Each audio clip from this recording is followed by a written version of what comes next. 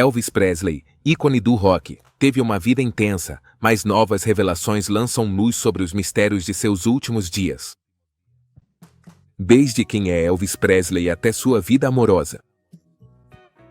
Venha conosco se aprofundar em como Elvis Presley finalmente confirma o que sempre suspeitamos desde o início. Número 1. O Homem de Legado. Elvis Presley, o enigmático rei do rock and roll, nos foi tirado tragicamente na vibrante idade de 42 anos. Apesar de sua morte prematura, suas melodias continuam ressoando como pilares nos sagrados corredores do rock and roll. Tanto os fãs quanto a mídia especularam incessantemente sobre as razões de sua morte, perpetuando um turbilhão de rumores que geram falsidades e meias-verdades. Quando a notícia de sua morte se espalhou, fãs desolados de todos os cantos do mundo se reuniram em Graceland para se despedir do menino pobre que havia personificado o sonho americano por excelência.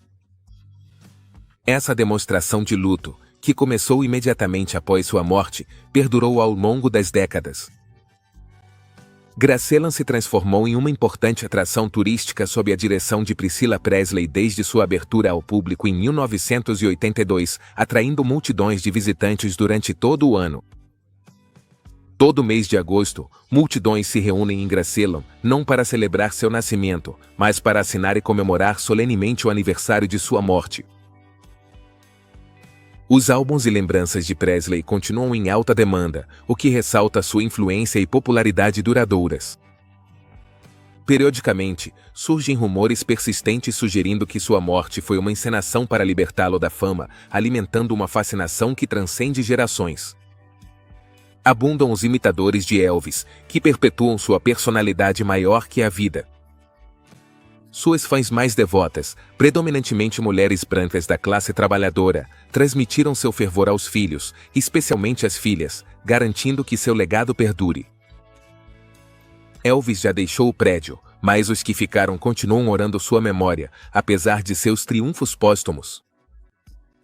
Uma corrente subterrânea comovente persiste sob a superfície, uma ausência que revela algo menos do que pura alegria. No entanto, quanto realmente sabemos sobre Elvis Presley? Além disso, quais são as influências fundamentais que moldaram sua jornada extraordinária no mundo do rock and roll? Número 2. Quem é Elvis Presley? Elvis Aaron Presley nasceu em Tupelo, Mississippi, em 8 de janeiro de 1935.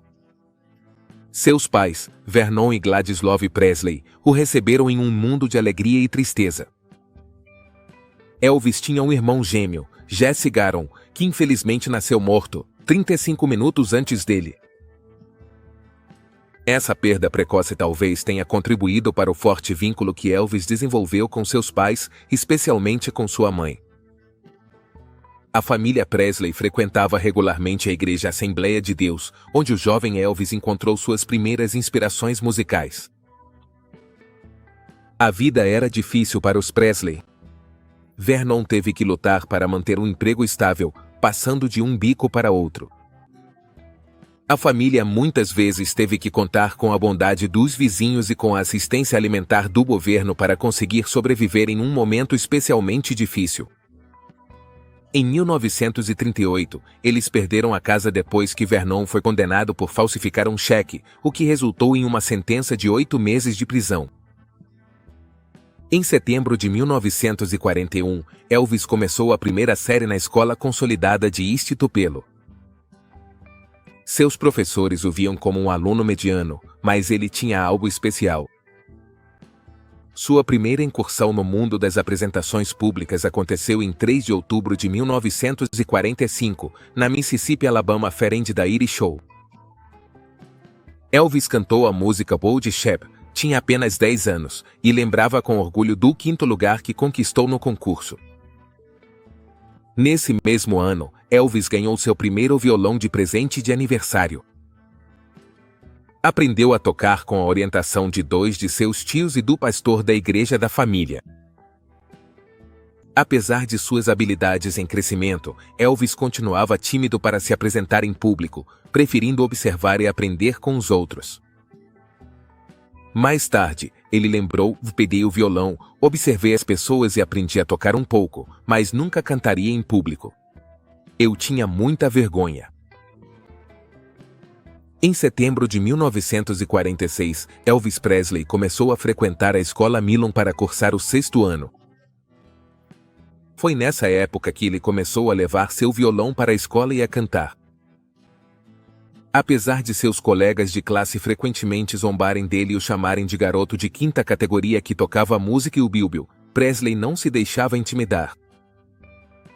Ele era um ouvinte devoto do programa de rádio de Mississippi Slim e de seu irmão mais novo. Um dos colegas de classe de Elvis o descreveu como um apaixonado por música. Mississippi Slim se interessou pelo jovem Elvis, ensinou-lhe várias técnicas de acordes e incentivou suas aspirações musicais. Aos 12 anos, Slim já havia organizado uma apresentação ao vivo de Elvis em seu programa de rádio. Presley, dominado pelo medo do palco, não conseguiu se apresentar em sua primeira aparição programada, mas voltou corajosamente na semana seguinte e cantou com sucesso ao vivo. Em novembro de 1948, a família Presley mudou-se para Memphis, Tennessee. Elvis se matriculou na escola secundária LC Umis, onde tirou uma nota baixa em música no 8º ano. Quando seu professor de música afirmou que ele não tinha aptidão para cantar, Elvis levou seu violão para a aula e interpretou o Keep Them Cold, Ick Fingers Off Me, um sucesso recente, para demonstrar seu talento. Apesar de suas habilidades, ele frequentemente era tímido demais para se apresentar abertamente e enfrentava o bullying ocasional de seus colegas de classe, que o chamavam de menino da mamãe. Em 1950, Elvis começou a ter aulas de violão com seu vizinho Lee Denson. Eles e outros 3 garotos, incluindo os futuros pioneiros do rockabilly Dorsey e Johnny Burnett, formaram um coletivo musical informal para aperfeiçoar suas habilidades e sua paixão pela música. Durante seu 3º ano, Elvis começou a se destacar entre seus colegas, em grande parte devido à sua aparência marcante. Ele deixou as costeletas crescerem e penteava o cabelo de um jeito único. Ele visitava com frequência a Beale Street, o coração da vibrante cena do blues de Memphis, onde admirava as roupas chamativas e ousadas da Lansky Brothers. No último ano do ensino médio, Elvis usava esses trajes elegantes, o que o diferenciava ainda mais dos colegas de classe. Em 1953, Elvis competiu no espetáculo anual de minstrel de Umis, cantando e interpretando o Till Evalds Again With You, um grande sucesso de Teresa Brever. Ao relembrar a apresentação, Elvis contou como isso transformou sua reputação na escola.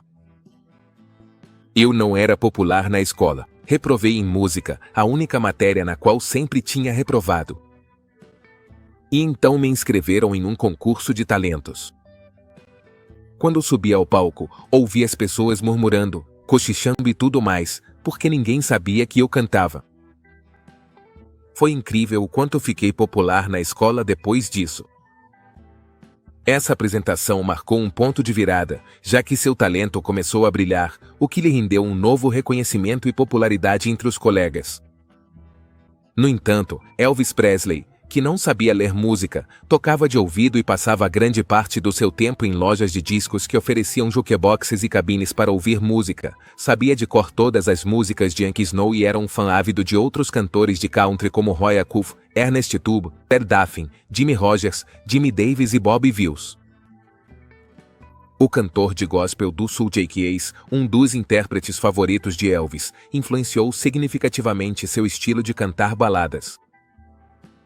Elvis era um frequentador assíduo do público dos concertos mensais que aconteciam durante toda a noite no centro da cidade, onde se apresentavam muitos grupos de gospel brancos, que frequentemente refletiam a influência dos espirituais afro-americanos.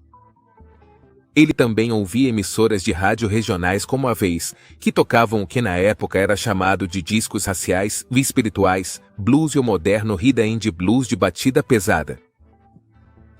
Como alguns de seus colegas, é possível que ele tenha frequentado casas de blues apenas nas noites designadas exclusivamente para o público branco. Muitas de suas futuras gravações foram inspiradas em músicos afro-americanos locais como Arthur Crudup e Rufus Thomas. B.B. King lembrou ter conhecido Presley antes de ele se tornar famoso, já que ambos frequentavam a Rua Beale. Quando se formou no ensino médio em junho de 1953, Presley já havia decidido firmemente que a música era o seu futuro. Número 3. Como ele poderia alcançar esse futuro? Talvez você tenha interesse em saber. De Tupelo até Sun Phillips e a Sun Records, Presley ficou sem assistência social por apenas algumas semanas, quando o produtor Sun Phillips da Sun Records, uma gravadora local de blues, respondeu à sua audição com um telefonema. Seguiram-se várias semanas de sessões de gravação com a participação de Presley, do guitarrista Scott Moore e do baixista Bill Black. Seu repertório incluía músicas que tornariam Presley famoso, blues e melodias country, baladas dos becos de timpan e hinos gospel. Presley conhecia essa música por meio de diversas fontes: o rádio, a igreja pentecostal de seus pais, o grupo de canto na igreja negra de Memphis do reverendo H.W. Brewster e os clubes de blues da Beale Street que ele frequentava. Quando adolescente, Presley já era extravagante, com o cabelo relativamente comprido e penteado para trás com brilhantina, além de combinações de roupas de cores ousadas. No entanto, sua identidade musical completa só surgiu quando ele e a banda começaram a experimentar com a música Alright Mama, do cantor de blues Arthur Big Boy Crudup. Em julho de 1954, eles chegaram a uma síntese surpreendente. Com o tempo, isso passou a ser chamado de rockabilly e manteve muitas das inflexões originais do blues, mas contou com a voz de tenor agudo de Presley, que acrescentou um toque mais leve e um groove mais flexível ao ritmo básico. Esse som se tornou a marca registrada dos 5 singles que Presley lançou pela Sun durante o ano seguinte, embora nenhum deles tenha se tornado um sucesso nacional. Em agosto de 1955, quando lançou o 5º single, Mystery Train, possivelmente seu melhor disco até então, ele já havia conquistado um número significativo de fãs no Sul através de suas gravações, apresentações ao vivo em bares e clubes regionais, e participações no programa de rádio Louisiana Iride, que era transmitido nacionalmente. O Coronel Tom Parker e a fama nacional. A representação de Presley passou para as mãos do Coronel Tom Parker, um vigarista do mundo da música country que havia transformado Ed Arnold e Yankee Snow em estrelas. Parker cuidou para que o catálogo de músicas de Presley e seu contrato de gravação fossem vendidos para grandes empresas de Nova York, Rio and Hand e RCA Victor, respectivamente. A Sun Records recebeu $35, enquanto Elvis recebeu 5. Ele começou a gravar nos estúdios da RCA em Nashville, Tennessee, com um grupo de músicos um pouco maior, mas que incluía mais músicos negros e o baterista DJ Fontana.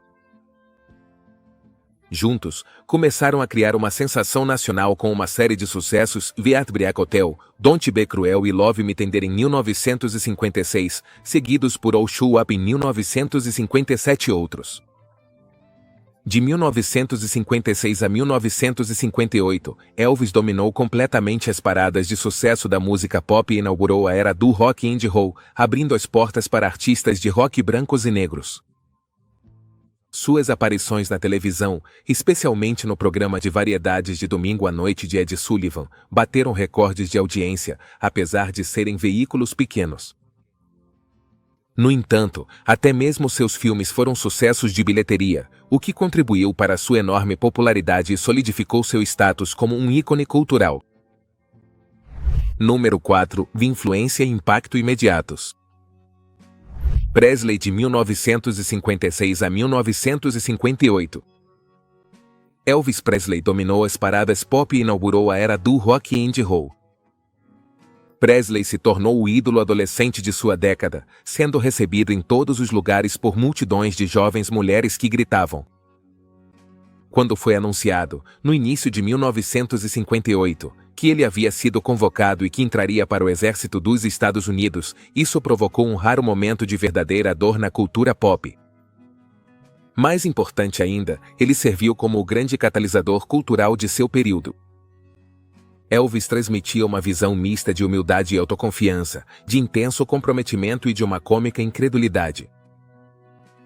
Com sua capacidade de provocar um frenesi, Elvis inspirou inicialmente milhares de músicos, solistas com ideias semelhantes como Jerry Lee Lewis e Carl Perkins, a primeira geração de rockabillys. Mais tarde, ele influenciou artistas de diversas origens musicais e culturais, desde John Lennon até Bruce Springsteen e de Bob Dylan até Prince. Era impossível imaginar uma estrela do rock de certa importância que não tivesse uma dívida explícita com Presley. Além disso, Presley inspirou seu público. Foi como se ele sussurrasse seu sonho em nossos ouvidos e depois todos nós o sonhássemos, disse Springsteen quando Presley morreu.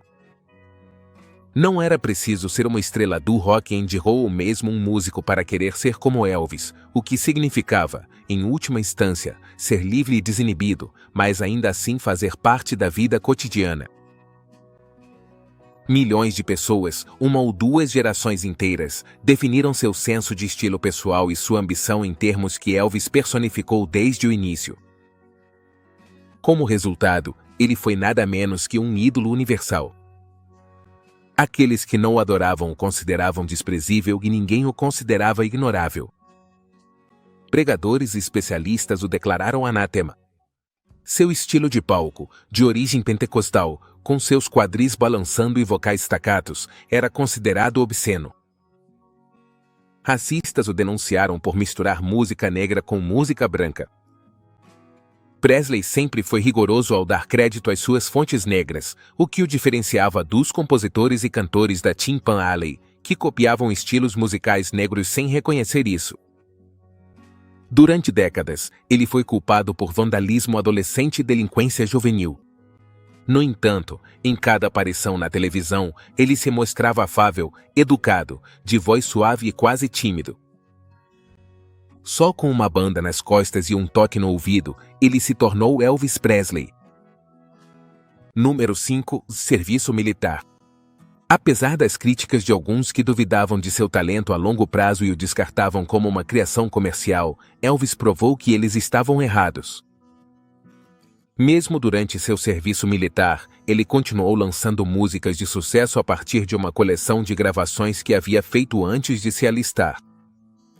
Ao retomar sua carreira musical, Presley voltou a ser o centro das atenções e embarcou em uma série prolífica de mais de 30 filmes, desde Blue Hawaii em 1961 até Change of a Bee em 1969. Esses filmes, caracterizados principalmente como filmes de Elvis, geralmente apresentavam romances cômicos leves com interlúdios musicais e eram acompanhados de álbuns de trilhas sonoras. Embora tenham lhe rendido muito dinheiro, quase sufocaram sua credibilidade artística.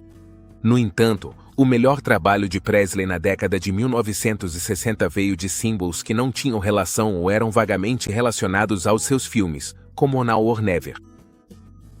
Meu Ozole, em 1960. Você está sozinho esta noite? E Little Sister, ambos em 1961. Can't Help Fall in Love e Return to Sender, ambos em 1962. E Viva Las Vegas em 1964. No final dos anos 60, o cenário musical havia mudado drasticamente com o surgimento de bandas como os Beatles, os Rolling Stones e Bob Dylan, deixando para trás a imagem polêmica de Presley.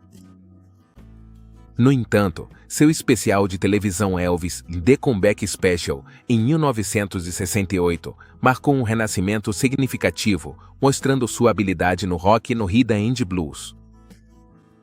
O espetáculo lhe devolveu grande parte da credibilidade perdida e preparou o terreno para seu bem-sucedido single de 1969, Suspicious Mind, que liderou as paradas de sucesso. Presley também voltou a fazer shows ao vivo e rapidamente reconquistou um público fiel. Embora fosse composto predominantemente pela classe trabalhadora do Sul e do Meio-Oeste e fosse majoritariamente feminino, Presley continuou sendo uma das principais atrações ao vivo dos Estados Unidos durante a década seguinte. Embora nunca tenha se apresentado fora da América do Norte, ele havia se tornado um artista e ícone americano do mainstream. No entanto, já não era mais o ídolo que havia sido na década de 1950. Número 6. E a vida amorosa de Presley. Em 1959, enquanto servia como soldado na Alemanha Ocidental, Elvis Presley conheceu Priscilla Beaulieu, que tinha apenas 14 anos, enquanto Elvis tinha 24. O relacionamento deles floresceu depois que Elvis voltou para os Estados Unidos em 1960. Após um namoro que começou na Alemanha, Elvis Presley se casou com Priscilla Beaulieu em Las Vegas em 1967, sem muita badalação. No ano seguinte, eles deram as boas-vindas à sua filha, Lisa Marie Presley. Com o tempo, Presley e sua esposa foram se distanciando cada vez mais e mal viviam juntos. Em 1971, um romance com Joyce Bova terminou com sua gravidez e aborto. Sem que Presley soubesse, ela chegou até a considerar a possibilidade de Joyce se mudar para Gracela. Com o tempo, Elvis e Priscilla se afastaram, separaram-se em 1972 e se divorciaram no ano seguinte. A separação foi desencadeada depois que Priscilla revelou seu relacionamento com Mike Stone, um instrutor de karatê recomendado por Presley. Priscilla mais tarde esclareceu sua declaração anterior sobre seu último encontro íntimo e expressou arrependimento pela escolha de palavras. Pouco depois da separação, Elvis começou a sair com Linda Thompson, compositora e ex-rainha da beleza de Memphis, que foi morar com ele. Os trâmites do divórcio foram finalizados em 18 de agosto. Segundo Joe Mosco, dos Imperials, o fracasso de seu casamento foi um golpe do qual ele nunca se recuperou. No entanto, depois que o relacionamento de Presley com Linda Thompson terminou, ele começou a sair com Ginger Alden em novembro de 1976 e a pediu em casamento apenas 2 meses depois. O jornalista Tony Sherman observou que, no início de 1977, Presley havia se transformado em uma caricatura grotesca de seu antigo eu enérgico. Presley parou de fazer filmes depois disso. Embora o filme do concerto Elvis on Tour, de 1972, tenha sido bem recebido, suas gravações variavam em qualidade. No entanto, cada álbum incluía músicas que mostravam sua concentração e energia, enquanto os sucessos se tornavam cada vez mais difíceis de alcançar. Suspicious Minds marcou seu último sucesso em primeiro lugar, e Burn 9, em 1972, foi sua última entrada no top 10. Apesar desses desafios, Elvis continuou gerando receitas significativas graças aos seus shows, que críticos como John Landau elogiaram por serem a personificação do musical americano em seu auge. Embora lhe faltasse a ambição e o poder de seus primeiros anos, isso lhe permitiu evitar se tornar uma relíquia antiquada dos anos 1950. Em vez disso, continuou se apresentando de forma autêntica e evoluiu como intérprete. Mas, como ele conseguiu manter seu charme e influência únicos? Vamos ouvir o depoimento de Jerry Schilling. Número 7. Jerry Schilling revelou que era desconhecido sobre Presley. Jerry Schilling ocupa uma posição única na indústria musical e, entre todas as pessoas, é possivelmente a pessoa viva mais próxima de Elvis Presley sem nenhum laço de sangue. Sua relação com Elvis, como ele relata com carinho em suas memórias de 2006, Eu e um Cara Chamado Elvis, é cativante e inspiradora. No entanto, é igualmente intrigante pensar no que Schilling poderia ter feito se nunca tivesse cruzado o caminho do rei ou se Elvis nunca tivesse existido. Ao refletir sobre seu vínculo, Schilling relembra as experiências que compartilharam, incluindo momentos como quando jogou futebol americano com Elvis em 1954. Schilling oferece uma visão da personalidade complexa do rei ao falar sobre a relação de Elvis com seus filmes. Ele menciona que Elvis gostava de se ver na tela, especialmente no especial de retorno de 1968, um projeto muito querido por ele.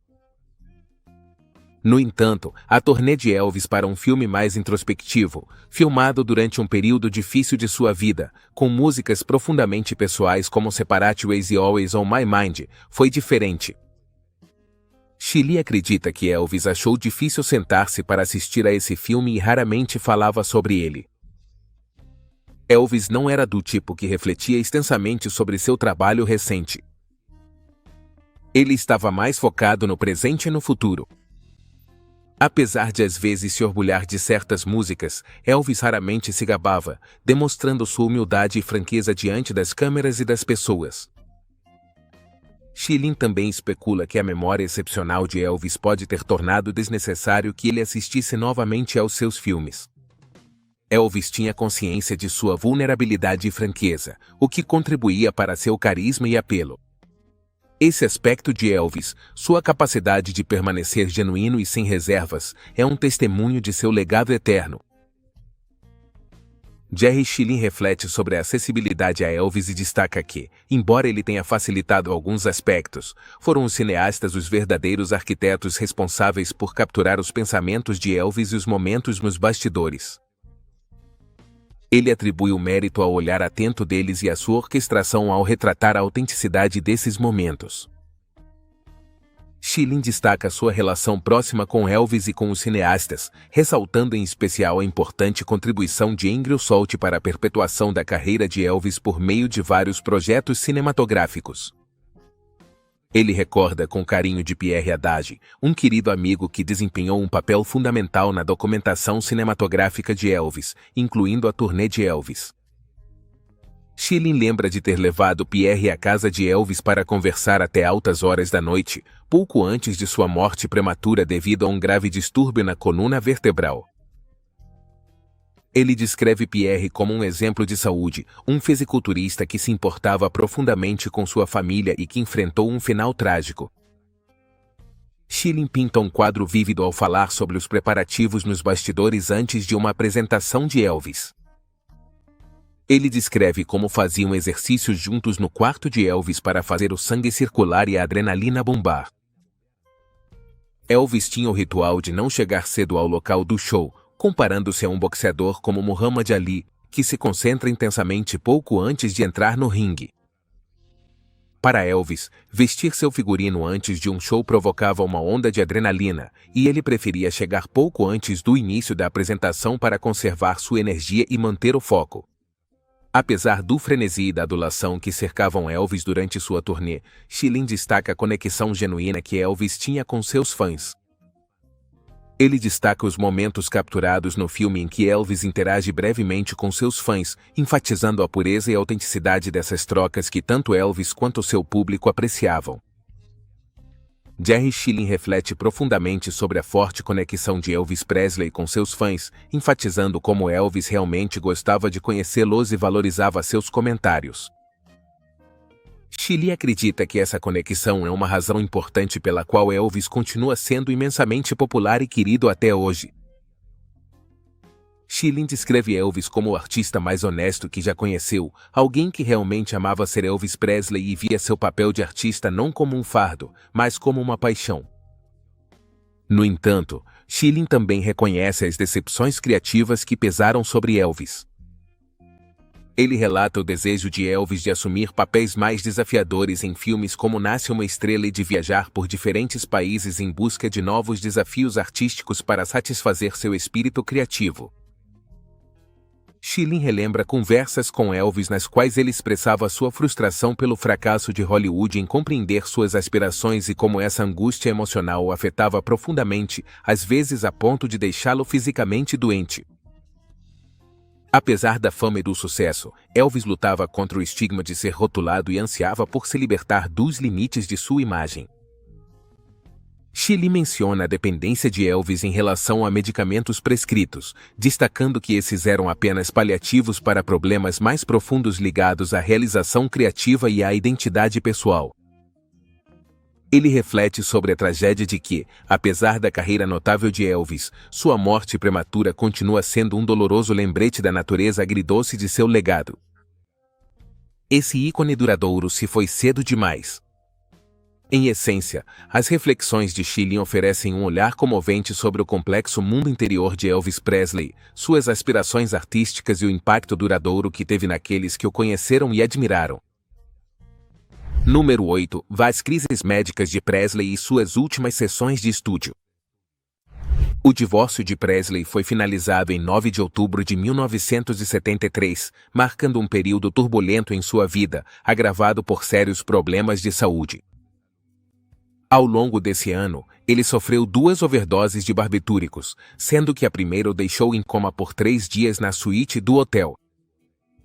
No final de 1973, ele foi hospitalizado devido ao vício em petidina. Seu médico particular, George C. Nichopoulos, afirmou que Presley recorria aos medicamentos para não se sentir como um viciado de rua. Apesar do agravamento de sua saúde, a dedicação de Presley à sua carreira permaneceu firme. Somente em 1973, ele realizou um recorde de 168 shows, se esforçando cada vez mais a cada ano. Mesmo em 1974, quando seu estado piorou, ele embarcou em mais uma rigorosa agenda de turnês. A gravidade do declínio da saúde de Presley tornou-se evidente.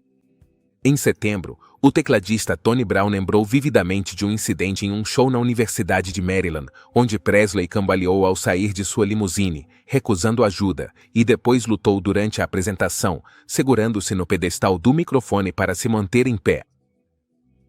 O guitarrista John Wilkinson o descreveu como visivelmente embriagado, arrastando as palavras e tendo dificuldade para cantar de forma coerente, um contraste marcante com suas apresentações anteriores.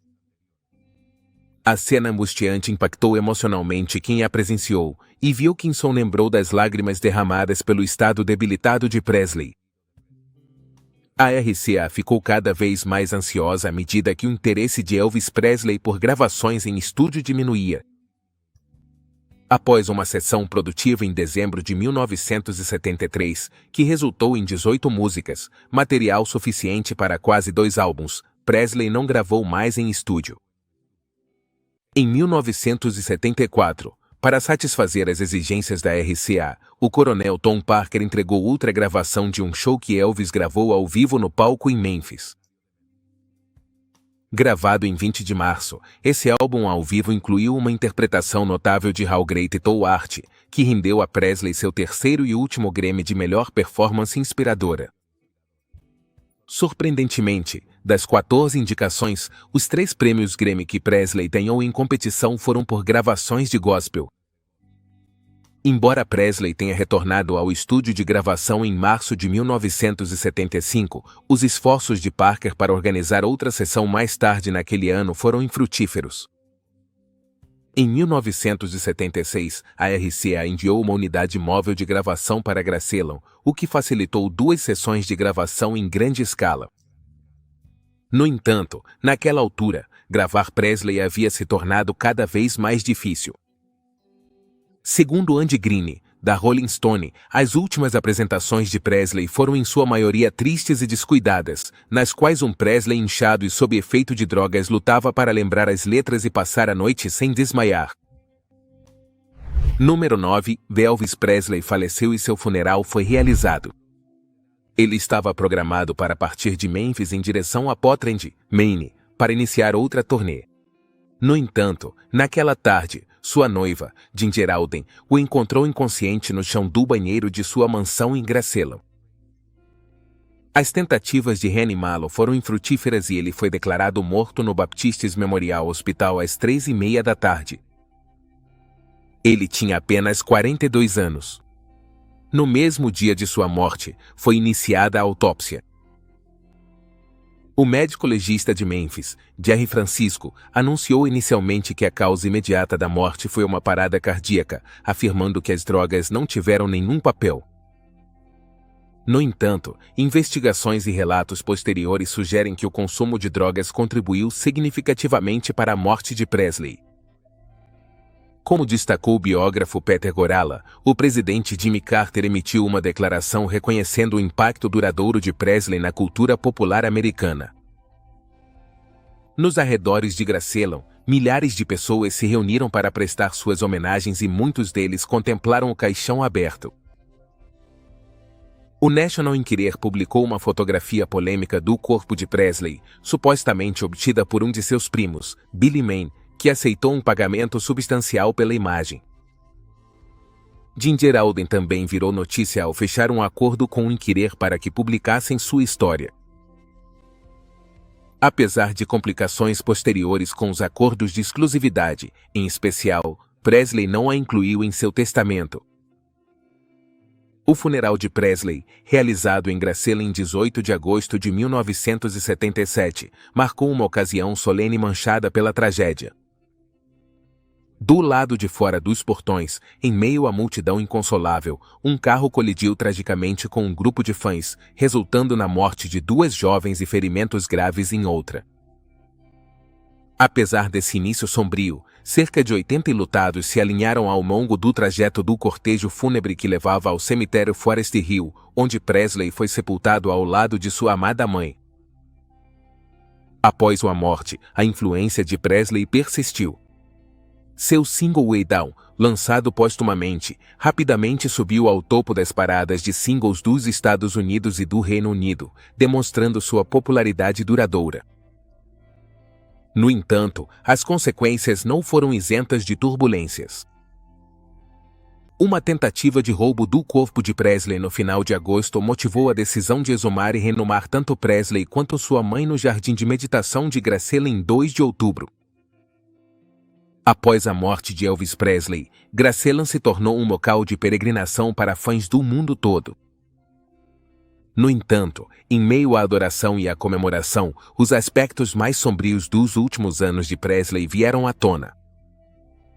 Seu estilo de vida era predominantemente extravagante, recluso em Graceland, uma mansão colonial sulista adornada com banalidades modernas e uma opulência chamativa que imitava Las Vegas, refletindo uma existência noturna cercada por um séquito de admiradores e desfrutando de refeições ricas e pouco saudáveis, junto com um coquetel de medicamentos prescritos.